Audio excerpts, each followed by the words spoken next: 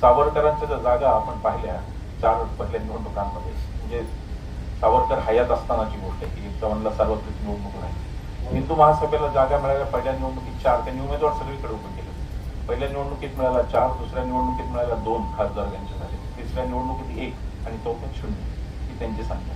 तर मूळ दुःख काय या संघाच्या लोकांचं की भारताची जेव्हा फाळणी होत होती तेव्हा यांना कोणीच विचारत नव्हतं. हे स्वतःला हिंदूचे प्रतिनिधी म्हणवत होते, पण हिंदूंचा नेता महात्मा गांधी होता.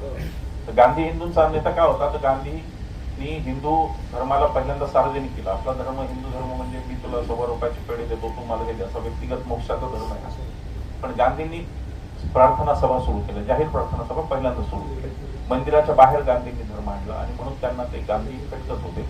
तसंच त्यांना ज्ञानोबा ते तुकोबा ही परंपरा सुद्धा खटकते, कारण की ती परंपरा समता सांगणारी परंपरा आहे. ज्ञानेश्वरीमध्ये एक ओवी आहे की वेद संपन्न